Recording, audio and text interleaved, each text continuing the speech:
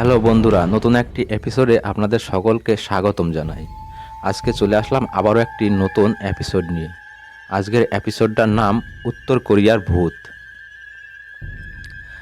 গল্প পাঠে আমি অঙ্কুশ, পোস্টার ডিজাইন করেছেন পলাশ ভট্টাচার্য এবং সাউন্ড এডিটিং করেছেন অরিন্দম ব্যানার্জি।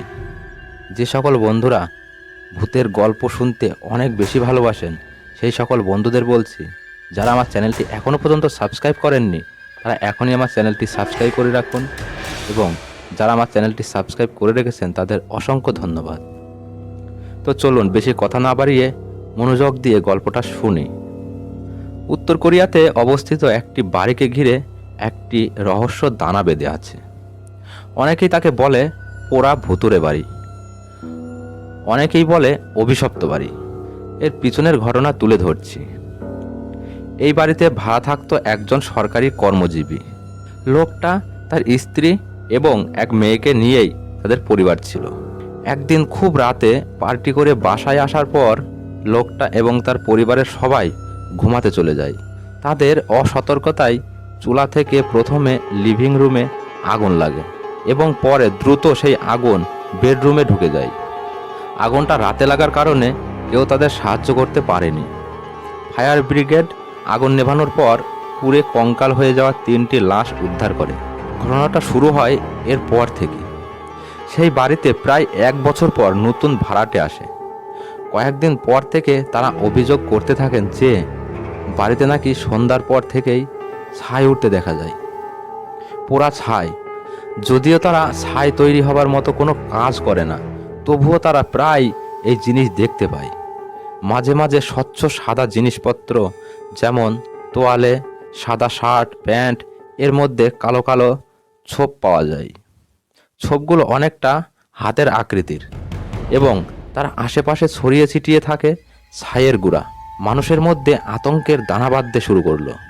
তবে কি ফিরে এলো সেই লোকটা এবং তার পরিবার?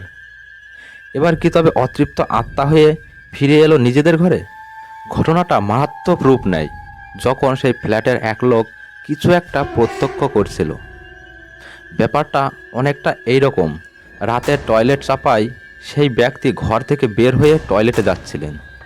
কাজ শেষে নিজ ঘরে ফিরে যাওয়ার সময় তিনি রান্নাঘরে খসখস শব্দ শুনতে পান। ঘরের লাইট নেভানো ছিল।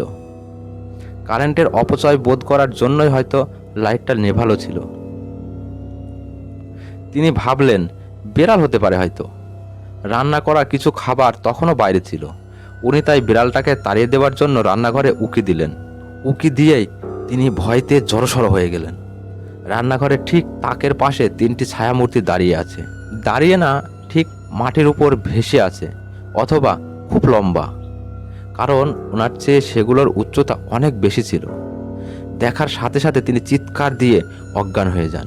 বাড়ির লোকজনের সবাই ওনার জ্ঞান ফিরলে উনি সব কথা খুলে বলেন।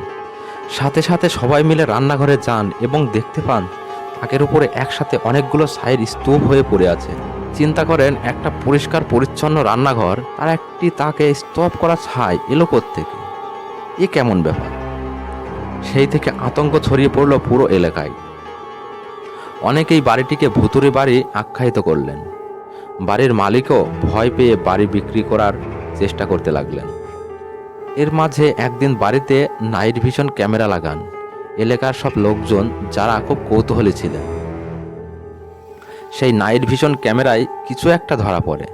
ছবি তোলার কিছুদিনের মধ্যে ওই ব্যক্তি নিজ ঘরে বিষ পান করে মারা যান। এই ঘটনা নিয়ে অচিরেই একটি ছবি বানানো হবে কোরিয়াতে। বাড়িটিকে ব্যবহার করতে চাইছে তারা। শুটিং সব দেবে দিনের বেলা। কি জানি সেখানে থেকে হয়তো আবারও নতুন কোনো ঘটনা বেরিয়ে আসবে কিনা। আজকের গল্পটা এ পর্যন্তই। বন্ধুরা, গল্পটা কেমন লাগলো আমাদের কমেন্ট করে জানাবেন। যদি আপনাদের গল্পটা এতটুকু ভালো লেগে থাকে তবে গল্পটা শেয়ার করে আপনার বন্ধুদের শোনার সুযোগ করে দেবেন। নমস্কার।